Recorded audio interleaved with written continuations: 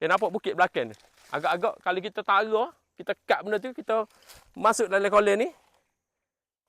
Cukup ke tak? Teka. Siapa dia boleh agak, komen. Dia daripada sini, anggaran lebih kurang dalam 150 meter lagi. Ke atas bukit sana.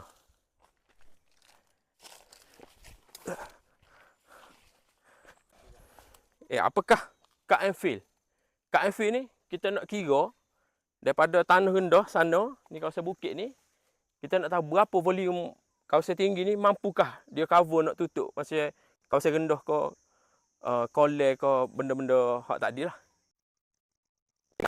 Kita buat volume kawasan tadi, pemaju dapat kurangkan dia punya kos. So, dia dapat kira lah kos benar untuk pembangunan sesuatu tapak tu lah.